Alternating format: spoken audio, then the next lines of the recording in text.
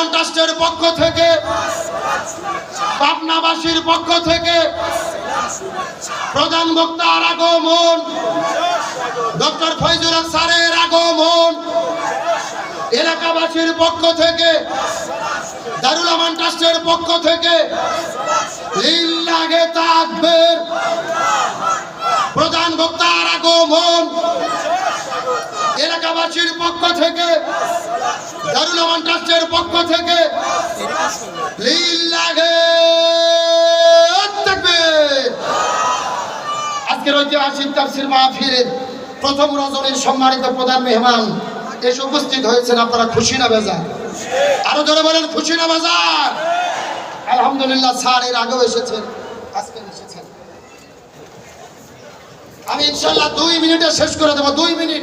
যারা যেখানে আছেন বসে পড়েন, কোনো দিকে তাকাতাকি নাই, আমি শেষ করে দেবো ইনশাআল্লাহ। আল্লাহ তাআলা যেন আমাদের আজকের প্রধান মেহমান ডক্টর ফয়জুল হক হাফিজাহুল্লাহ স্যারকে কোরআনের কথাগুলো সঠিকভাবে বলার তৌফিক দেয়, বলেন আমিন। তাহলে চিৎকার করে বলেন, সাহাবে হামজালার কি গোসল বাকি? আরো জোরে বলেন। আমার বন্ধুগণ, মুসলমান ভাইরা গভীর মনোযোগ লক্ষ্য করুন। আমার নবী সাহাবীদেরকে দায়িত্ব দিলেন, তোমরা হামজালার লাশটা খুঁজে বের করো। কিন্তু সাহাবীরা পুরো মদিনার মধ্যে খোঁজাখুঁজি করেছে, কিন্তু হামজালার লাশটা খুঁজে পাওয়া যায়। নবীজি কান্না করে করে নামাজের সিজদায় চলে গেলেন, আল্লাহর কাছে দোয়া করা শুরু করলেন। নবীজি লক্ষ্য করে দেখে আকাশের মধ্যে থেকে ঝরঝর করে পানি পড়ে। নবীর টেনশনটা বেড়ে গেল, আকাশের মধ্যে মেঘ নেই, কোথায় থেকে বৃষ্টি পড়ে। নবী কান্না করে করে দোয়া করে, আল্লাহর পক্ষ থেকে জিবরাইল আসার পরে বলে, ইয়া রাসূলুল্লাহ, মনের মধ্যে কষ্ট নেবেন না, আপনার সাহাবী হামজালা বাসর ঘরের মধ্য থেকে উহুদের প্রান্তরে এসে জিহাদ করে শাহাদাত বরণ করেছে।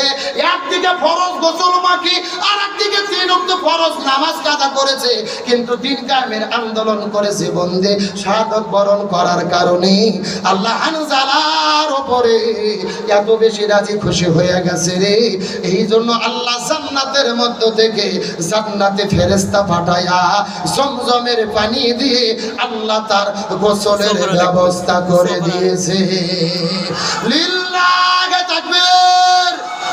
আপনার মুসলমান শেষ কথা বলেন, একদিকে ফরজ গোসল বাকি, আর একদিকে 3 ওয়াক্ত ফরজ নামাজ কাজা, কিন্তু দিন কায়েমের আন্দোলন করার কারণে জান্নাতের ফেরেশতা এসে গোসলের ব্যবস্থা করেছে। তার মানে বোঝা গেল, আল্লাহর কাছে ফরজ গোসলের চেয়ে, ফরজ নামাজের চেয়ে সবচাইতে প্রিয় হলো এই জমিনের ভেতরে কোরআন বিজয়ের আন্দোলন করা। এই জন্য আল্লাহর কোরআন বলেছেন, ওয়ামা ওয়াসাইনা বিহি ইব্রাহিম ওয়া মূসা ওয়া ঈসা আন আকিমুদ্দিন ওয়া লা তাতাফাররাকু ফি। আল্লাহর কোরআন বলেছেন, এই জমিনের ভেতরে হযরত মূসা, ঈসা, ইব্রাহিম আলাইহিস সালাম, আমি যত নবী রাসূল প্রেরণ করেছি, সব নবী রাসূলের দায়িত্ব ছিল তারা যেন জমিনে দ্বীন কায়েম করে।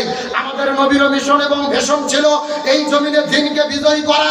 সুতরাং আজকের আলোচনা থেকে আমরা কি সিদ্ধান্ত নিতে পারি, আপনার মুসলমান এই জমিনের ভেতরে নবীর আদর্শ গ্রহণ করে এই কোরআন বিজয় করার জন্য আমৃত্যু কাজ করে যাব, এই শপথকে আমরা নিতে রাজি আছি?